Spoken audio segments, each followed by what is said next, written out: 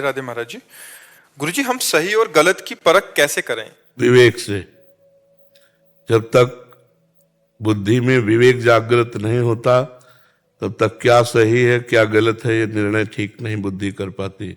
बुद्धि तो गलत आचरणों में भी मोहर लगा देती, तभी तो पापाचरण होता है। सत्य और असत्य का, गलत और सही का निर्णय विवेक से होता है, और विवेक सत्संग से होता है, और सत्संग भगवान की कृपा से मिलता है। बिन सत्संग विवेक न होई, और राम कृपा बिन सुलभ न सोई। श्री हरिवंश विवेक परम। जब हमारे अंदर विवेक जागृत हो जाता है तब सत असत का तुरंत निर्णय होता है, ये गलत है ये सही है, ये करना चाहिए ये नहीं करना चाहिए। इसलिए विवेक कोई बाजार में नहीं प्राप्त होता। विवेक को जागृत करने के लिए नाम जप करो, दूसरों का हित करो, और सत्संग सुनो, समय मिले तो शास्त्र स्वाध्याय करो, तो इससे विवेक जागृत होगा। ज्ञान, वही ज्ञान निर्णय कर पाता है कि ये गलत है कि सही। और जब तक भजन नहीं होगा तो निर्णय भी हो जाने पर भी आप टिकोगे नहीं, आप गलत में फिसल जाओगे। जैसे आपको जानकारी है कितने ऐसे गलत काम आप किए जो पता है कि गलत है, नहीं करना चाहिए, पर फिर भी हो गए।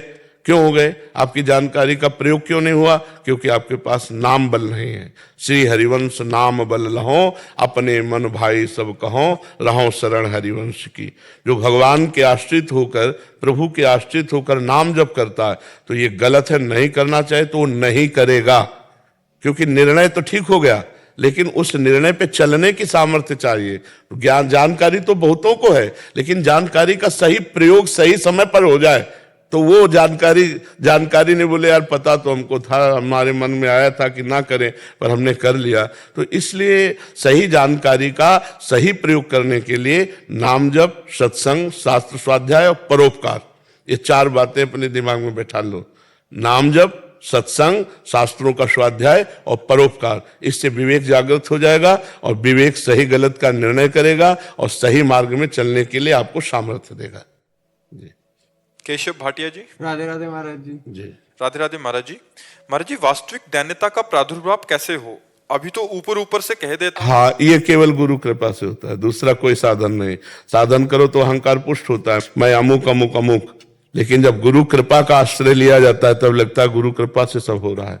मैं तो अधम जीव हूं, मेरे गुरुदेव ने हम पर कृपा कर दी, आचार्य ने कृपा कर दी, तो आज हम श्री जी के चरणों तक पहुंच रहे हैं, आज हम श्री जी का नाम जप रहे हैं, आज हम श्री जी का जस गा रहे हैं। तो वो सब कुछ करते हुए कृपा का जब अनुभव करेगा तो दैन्यता रहेगी, और जब कर्ता अनुभव करेगा कि मैंने किया तो अहंकार पुष्ट होगा। आप सब महाराज जी, यदि गुरुदेव प्रकट रूप में ना हो, आप प्रकट हो, मतलब नहीं, दवाई तो प्रगट ही चाहिए। नहीं, प्रकट रूप में शरीर त्याग चुके हैं। हाँ, तो कई प्रकार के गुरु होते हैं, मंत्र दीक्षा गुरु अलग होते हैं और शिक्षा गुरु और होते हैं। श्री दत्तात्रेय जी महाराज ने 24 शिक्षा गुरु बनाए, शिक्षा गुरु 24 बनाए। तो जहां से हमको भागवतिक शिक्षा मिले हम उनकी बात माने, दीक्षा गुरु रहे हम उनकी बात माने, तो हमको लगेगा कि संत कृपा से, गुरु कृपा से साधन चल रहा है। जब कृपा शब्द आ जाएगा तो दैन्यता आ जाएगी, और जब मैं शब्द कर्ता भाव आ जाएगा तो अहंकार पुष्ट हो जाएगा। महाराज जी, जैसे कार्य होने से पहले ये होता है कि श्री जी मैं तो नीच हूँ, आप अपनी कृपा से करा दो, आप ही करा सकती हो।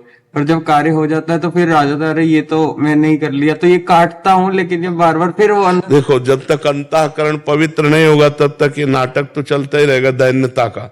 और जब अंतःकरण पवित्र हो जाता है, जैसे जिस वृक्ष की डाली में अधिक फल लग जाते हैं तो झुक जाती है, तो तृणादपि सुनीचेन तरोरियु सहिष्णुना अमानिना मान देन कीर्तने या सदा हरि। सबसे छोटा जो बन जाता है वही दैन्य होता है। कब दिखाई देगा? जब सब में अपने इष्ट दिखाई देंगे। सर्वानुवस्तुतया निरीक्ष परम स्वाराध्य बुद्धिर्मम। जब मेरे इष्ट देव राधा वल्लभ लाल सब में विराजमान है तो हम उनके सेवक हैं, तो हमारे अंदर दैन्यता है, सब में मेरे प्रभु हैं, सब में। और जब तक प्रभु सब में नहीं दिखाई देते तब तक बनावटी दैन्यता होती नहीं। असली दैन्यता में यही आएगा, प्रभु देखो अभी तक तो हम ही कहते थे कि हम पामर अधम हैं, आज गवाही मिल गया, और जिसकी गवाही पक्की हो तो अब तो कृपा कर दो ना। वो दोष नहीं देखेगा, वहां गुण भाव देखेगा कि इसने हमें सपोर्ट किया और भगवान के हमें कृपा पात्र बना। ये दैन्यता, पर ये दैन्यता बाजार में नहीं मिलती, ये गुरु कृपा से ही आती है। जब हमें हर समय गुरु कृपा का भाव रहेगा तो दैन्यता आ जाएगी कि कितनी कृपा है, ये गुरु कृपा है। मूकम करोति वाचालम पंगुम लंघयते, हर जगह कृपा ही कृपा दिखाई दे। मतलब हमारे शरीर की सामर्थ्य एक कदम चलने की नहीं, कृपा। तब कृपा का अनुभव होता है जब हम विपत्ति में होते हैं, संकट में होते हैं, फिर भी हम दुखी ना हो, हम घबराए नहीं, तब लगता है तो भगवान की कृपा है, उन्हीं की कृपा से सब होता है। वास्तविक कृपा से हो रहा है। कठपुतली बार बढ़िया नाच रही है, वो अपने को समझे कि मैं बहुत बढ़िया नाच रही, तो नहीं भैया, पर्दे के पीछे अंगुलियां चल रही किसी और की। तो उमा दारू जोशित की नाई, समय नचावत राम गोसाई। जैसे कठपुतली नहीं नाचती, ऐसे भगवान चराचर जगत को नचा रहे हैं, तो उन्हीं के अनुसार हम नाच रहे हैं। और कर्ता भाव होने के कारण फिर हमें भोगना पड़ता है शुभ अशुभ का। अगर हम ऐसे अकर्ता हो जाए तो फिर कोई भी बंधन उसे छू नहीं सकता, पर ये स्थिति होती है। महाराज जी, यदि ये काटते जाएंगी, जब मन बोले कि तूने किया तो काटते जाएंगे, नहीं नहीं हाँ, ये तो काटना ही है, पर नाम जब चलता जाए, केवल काटने से नहीं रुकेगा।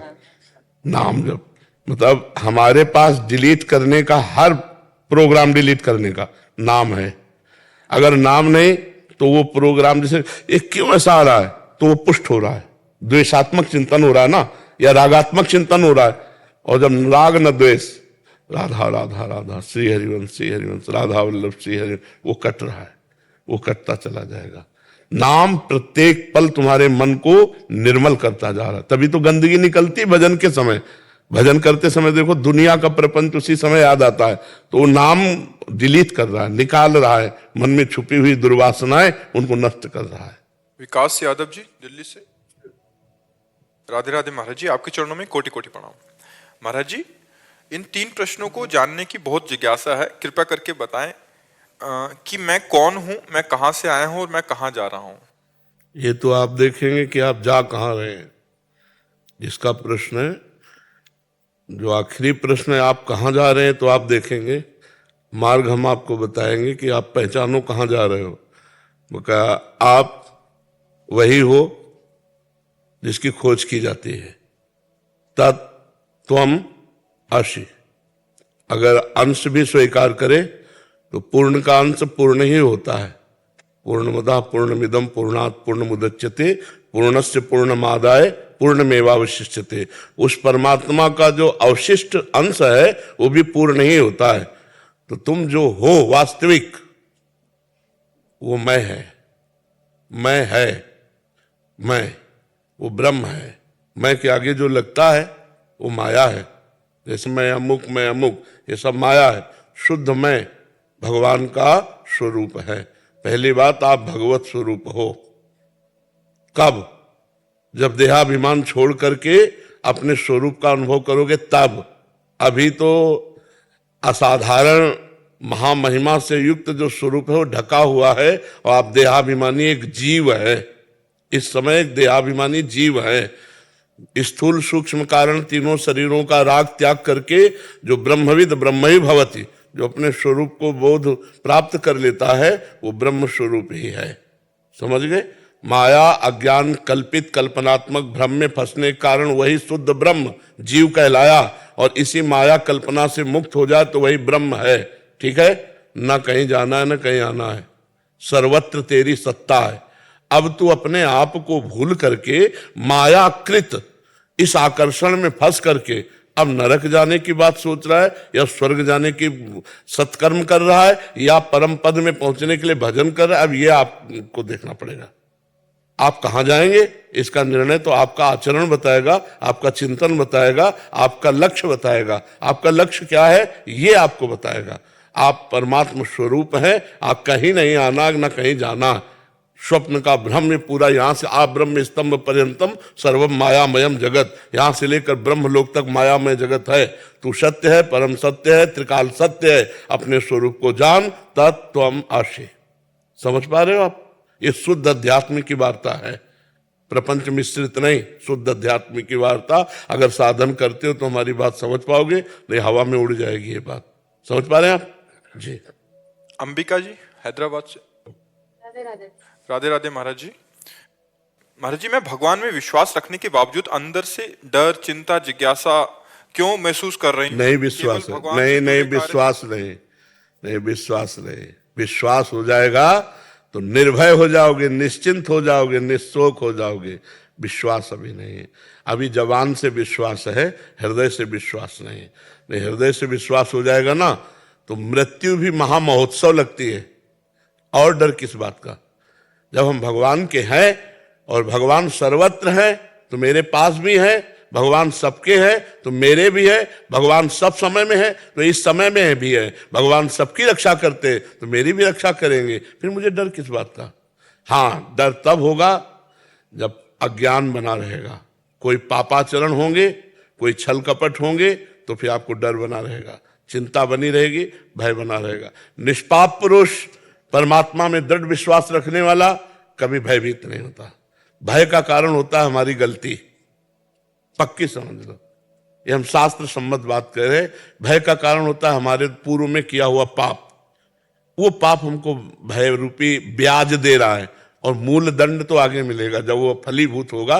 भय तो प्रारंभ से ही होने लगेगा, जब हमारे द्वारा गलतियां होंगी तो हम खुद अपने न्यायाधीश बने और अपनी डायरी को जांचे कि हमने कितने अपराध किए हैं, उन्हीं का फल है ये ब्याज।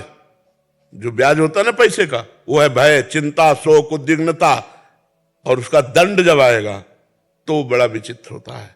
इसीलिए कभी पाप ना करें, वो भूल से भोगों की लालसा से पाप हो जाते हैं।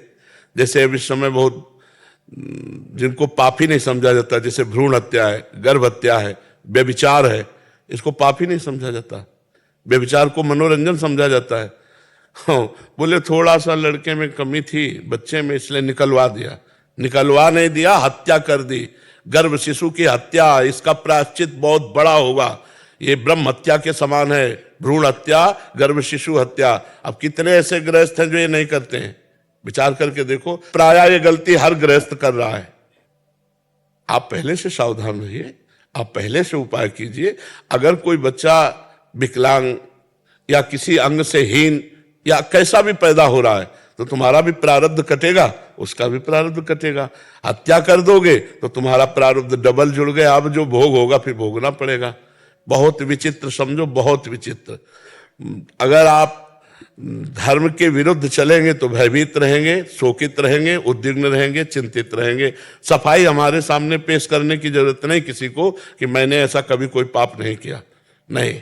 तो हमें भय, चिंता, शोक तभी मिलेगा, मान लो हमारा अंतःकरण किसी कर्म के प्रभाव से प्रभावित है। नहीं तो भय किस बात का? किस बात का भय? आप विचार करो, किस बात का? सबसे बड़ा भय होता है मृत्यु का। तो मृत्यु में भगवान ने कहा कि समस्त विभूतियों में हरण करने वालों में मैं मृत्यु हूं, तो मेरे श्री कृष्ण ही तो मृत्यु है, फिर उनसे क्या डरना? नरसिंह रूप भगवान ने रखा तो प्रहलाद जी को डर लगा क्या? दौड़ के चले गए भगवान के पास। तो हमें लगता है नाम जप करो, भगवान से प्रार्थना करो और भयभीत होने की जरूरत नहीं है। नाम में इतनी सामर्थ्य कि पूर्व के जितने पाप हैं उन सबको भस्म कर देगा। नाम संकीर्तनम यस्य सर्व पाप प्रणाशनम। और भगवान की शरण में हो तो कह रहे हैं हम तो हम सर्व पापेभ्यो मोक्षयिष्यामि मा शुचा, मेरी शरण में हो जाओ, मैं तुम्हारे सारे पाप नष्ट कर दूंगा। सन्मुख होए जीव मोहि जब ही जन्म कोटि अगना, करोड़ों जन्मों के पाप नष्ट हो जाते जब जीव भगवान के चरण शरण में आ जाता है। तो ये बात समझ में आई? सेवाराम गुजर जी। राधे राधे महाराज जी। महाराज जी, मैं प्राचीन काल भैरव जी का मंदिर के पुजारी हूँ। महाराज जी, पहले बाबा के मंदिर में बलि प्रथा थी जो कि ठाकुर जी की कृपा से सब बंद करवाई, परंतु बाबा के भक्तगण अभी भी अपने अपने घरों में बलि देते हैं। महाराज जी, मन बहुत दुखी होता है, मैं ऐसे में क्या करूं? जीवों की हत्या ये हम बिल्कुल नहीं मानते कि इससे कोई देवी देवता प्रसन्न होता है। भैया, बकरे की गर्दन काटने में हमें क्या जाता है? हमारा क्या लगा? हम तो अगर देवी के उपासक हैं तो हम 10 दिन निर्जला रहे, हम 20 दिन निर्जला रहे तो हमें कष्ट मिलेगा ना, देवी के लिए हम कष्ट सहे। ये कौन सी बात आ गई कि छोटे छोटे सीधे साधे पशुओं की गर्दन उतार दी? मुझे तो ऐसा नहीं लगता। जिसके प्रसन्न हो गए हो और सब काम बन गए तो मुझे बस मिला दो कि एक बकरा चढ़ाने से देवी जी इनको परम पद दे दिए। कभी देवी जी के आगे क्या लगता है? जगत माता, जगद अम्बा। तो जगद अम्बा में बकरे की अम्मा नहीं हुई क्या? वो जगदम्बा में बकरे की मान, तो आप कोई भी माँ अपने बेटे की हत्या से खुशी होगी? कुपुत्रो जायते क्वचिदपि कुमाता न भवति। ये बात हमारी समझ में नहीं आती। महाराज जी क्या करते हैं, भगत लोग आते हैं घर पे करते तो बलि। हाँ नहीं, वो अज्ञानी जीव है, अपनी वासना की पूर्ति के लिए वो सब ऐसे करते हैं। दुख होता है महाराज जी। हाँ, दुख तो तुम्हें होता है, हमको भी होता है। किसी भी जीव को कष्ट देना, और वो बेचारे बकरा मुर्गा ये बेचारे क्या कर सकते हैं? लेकिन मैं वहां का पुजारी, तो मुझे पूछते हो कि मैं बलि चढ़ा रहा हूँ, मैं क्या जवाब दूं? नहीं नहीं, बलि वली ये सब नहीं, ये सब अज्ञान की प्रथाएं हैं। पाप दोषी तो नहीं मतलब इसमें? नहीं, अगर आप आदेश करेंगे और अनुमोदन करेंगे तो आपको पाप लगेगा। अनुमोदन माने हाँ ठीक है, आदेश माने ऐसा कर लो। नहीं, मैं मना कर देता महाराज। हाँ बस, फिर तो कोई बात नहीं। अनुमोदन, कर्ता और प्रेरक, तीन को बराबर हिस्सा मिलता है, चाहे पाप का हो चाहे पुण्य का हो। मैं तो मना कर देता हूँ। तो बस खत्म खेल। फिर कोई जो करेगा उसको अपने कर्मों को अवश्य में भोक्तव्यम कर्तव्यम कर्म शुभाशुभम। मुख्य पुजारी मुझे हूँ महाराज, बना रहे तो मुझे डर लगता है ऐसे मैं पापी नहीं बन जाए। नहीं, आप अनुमति मत दीजिए, आप आज्ञा मत कीजिए, आप निषेध करते रहिए। तो पूजा तो भगवान की करते हैं। हमारी दृष्टि में भगवान ही है सब रूपों में, चाहे भैरव हो, चाहे काली हो, चाहे दुर्गा हो, सब वो हमारे भगवान ही है। सब वो पर एक ही परम तत्व है। और हम ये नहीं मान सकते कि किसी भी जीव की हत्या करने पर परमात्मा प्रसन्न होता है, ये नहीं मान सकते। प्रणाम मेरे सदगुरुदेव भगवान, आपके चरणों में दंडवत प्रणाम।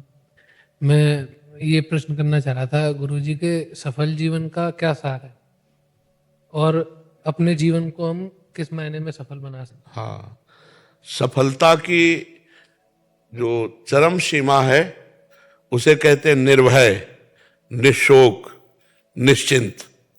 वो जागतिक किसी पद प्रतिष्ठा से नहीं होता। जग का कोई भी संसार का पद या कोई भी धन वैभव आपको निश्चिंत नहीं कर सकता, निशोक नहीं कर सकता, निर्भय नहीं कर सकता। सबको सब प्रकार से भगवान की शरण में होकर और अपने कर्तव्य को भगवत पूजा मान करके किया जाए, भगवत स्मरण युक्त, तो सफल जीवन हो जाएगा। सबको चाहिए सब प्रकार से भगवान की शरण, मन से, वाणी से, स्वयं से, सारी चेष्टाओं से। और जो कर्तव्य कर्म किया जा रहा है, जैसे आप टीचर हो या आप डॉक्टर हो या जो भी आप हैं, अपने कर्तव्य को भगवान की पूजा मान करके किया जाए और भगवान का स्मरण किया जाए, तो सफलता निर्भय, निश्चिंत, निशोक स्थिति है।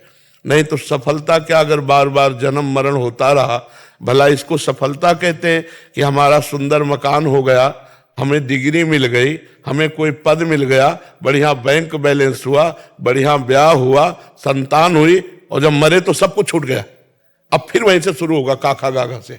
बार बार अनंत जन्मों से यही हम भूल करते चले आ रहे, तो हमारी क्या सफलता रही? पिछले जन्म में आप कितने सफल थे या निष्फल थे, इस जन्म में उसका क्या प्रयोजन? तो सफलता वो जो इस जन्म के बाद हम कर्म बंधन से बंध करके ना आवे तो कर्म बंधन मुक्त होकर आवे और लाखों को कर्म बंधन मुक्त करे, उसे सफलता कहते हैं। भगवान से चित्त का जुड़ जाना सफलता है। जैसे चक्रवर्ती सम्राट अम्बरीश जी है, पर सावई मना कृष्ण पदार विंदयो, उनकी स्थिति हर समय भगवदाकार है। यही जीवन की सफलता है, जो मृत्यु के भय से मुझे बचा ले, जो जन्म मरण के चक्र से मुझे बचा ले, और जो मुझे निश्चिंत कर दे, जो मुझे निशोक कर दे, जो मुझे निर्भय कर दे, वो केवल भगवान का नाम और भगवान की शरणागति है। नहीं, कोई भी पद हो निश्चिंत नहीं है। हमारी जो सफलता है वो निश्चिंतता है, निशोकता है, निर्भयता है। वो होती भगवान की शरण में होकर भगवान का स्मरण करते हुए अपने कर्तव्य को पूजा मानना। जैसे बच्चे हैं, इनका अभी प्रधान कर्तव्य है विद्या अध्ययन, गुरु आज्ञा का पालन और चरित्र की पवित्रता। हम बच्चों में यही भावना डालते हैं कि ऐसे गंदे बच्चों का संग न करो जो गंदी बातें सिखाते हैं, जो गंदे आचरण की बात करते हैं। तुम्हारा भजन इस समय विद्या है। अगर तुम बहुत नम्रता पूर्वक गुरुजनों से व्यवहार करोगे और गुरुजनों की आज्ञा का पालन करके विद्या अध्ययन करोगे, तो आप हमारे भारत के बहुत बड़े कोई सुधारक बन जाएंगे। एक आदमी सुधर जाए तो सैकड़ों को सुधार सकता है। नहीं, आजकल के बच्चे ऐसे उद्दंड होते चले जा रहे हैं, ना माता पिता की मानना, ना टीचर। एक बहुत टीचर बड़े उसके स्कूल के थे, वो बड़े दुखी थे कि अगर मैं समझाना चाहूं तो बच्चे हमारी बात काटते हैं, शासन करने की अनुमति नहीं है। विद्या विनयम ददाती, विद्या जैसे जैसे बढ़े वैसे विनय बढ़ना चाहिए, नम्रता बढ़ना चाहिए। उद्दंडता, व्यसन, गंदी बातें ये बच्चों में कदापि नहीं होनी चाहिए। तो ये भगवान की शरणागति, भगवान के नाम, सत्संग का प्रभाव है। यही जीवन की सफलता है। यदि हमारा जीवन भगवान से जुड़ा तो ठीक, ना जुड़ा तो बिल्कुल बेकार हो जाता है। महाराज नहुष, देखो सफलता जिसे कहते हैं, यहाँ के चक्रवर्ती सम्राट थे और इतना पुण्य किया कि देवराजेंद्र पर पद पर बैठे, और इसके बाद इंद्राणी से गलत भावना की ना, तो उसके परिणाम स्वरूप अजगर योनि को प्राप्त हुई। क्या सफल हुए? निष्फल हुए। भगवान से विमुख पुरुष चक्रवर्ती राजा हुआ, इंद्र के पद पे गया और वहां गलत व्यभिचार की भावना इंद्र पत्नी सची के प्रति की, तो ऋषियों ने शाप दे दिया, अजगर बन गए। सफलता भगवान का आश्रय, अपने कर्तव्य का धर्म पूर्वक पालन और नाम जप। भगवान का जितना बने नाम जप करो। इसमें आपको कोई संशय? आप विचार करके देखिए। एक और प्रश्न था महाराज। जब भी मैं नाम जप करता हूँ तो बहुत ज्यादा खुशी का भाव प्रकट हो जाता है और रोना नहीं आता है। और खुशी का भाव ही आगे रोने में पहुंचा देगा। ये जो आनंद आता है, खुशी का भाव जिसे आप कहते हैं, उसे भजनानंद कहते हैं। जो भजन से आनंद आता है, जब इतना बढ़ेगा तो आपके अंदर दैन्यता आने लगेगी कि प्रभु मुझ अधम पर इतनी कृपा। जब उनकी मधुर मधुर झांकी तो फिर रोना आने लगेगा। आप चिंता मत करो, आप आगे बढ़ो और इसे गुप्त रखो, ठीक है। रोना ही कोई प्रेम का लक्षण थोड़ी है। रोना ही कोई, भाई जी से हनुमान प्रसाद पोद्दार जी ने प्रेम दर्शन नामक वाणी में लिखा, शायद इसको ही इश्क कहते हैं। उर्दू में प्रेम को इश्क कहते हैं, शायद इसको ही इश्क कहते हैं। जैसे कोई दिल को मसला करे, एक अपने प्यारे की याद में मीठी मीठी पीड़ा हो रही, जो मैं ऐसा जानती प्रीति किए दुख होए, नगर ढिंडोरा पीटती अजी प्रीति न करियो कोई। मीरा जी ने गाया ना, वो हृदय में एक मसलन, एक पीड़ा से अंदर से, और प्रभु के प्रति व्याकुलता अंदर की, यही भगवत प्राप्ति करा देती है। तो रोना ही कोई प्रेम का एक लक्षण। रोना तो नाटक भी हो सकता है। कैसे नाटक हो सकता है? बात हम कर रहे हैं भगवान की और आप रो रहे तो लगेगा भगत है, लेकिन उसका चिंतन और चल रहा है। वो चिंतन और करके रो रहा है तो भगत नहीं। आंसू झूठे भी हो सकते हैं, आंसू छल भरे भी हो सकते हैं, आंसू अन्य निमित्त से भी हो सकते हैं। जैसे मान लो भागवतिक वातावरण है और आपको रोना आ रहा है, तो वातावरण से आपको कोई लेना देना नहीं, आपका चिंतन क्या चल रहा है। हो सकता है चिंतन कोई दुखद आ गया हो आपके अंदर और आप रो दिए उस बात को। चिंतन प्रभु में पहुंचा है और फिर आपके आंसू गिरे, तो एक एक बूंद आंसू का हिसाब भगवान देते हैं। जिस समय गोपियां भगवान में तन्मय होकर रोई, उसी समय भगवान प्रकट हो गए। रुद्र सुस्वरम राजन कृष्ण दर्शन लालसा, तो तासाम आविर्भूत छवरी इसमें मान मुखामुजा पीतांबर धरा सृग्वी साक्षात मनमथ मनमथा। तो आप चलते रहिए, ठीक चल रहे हैं। गुरुदेव भगवान।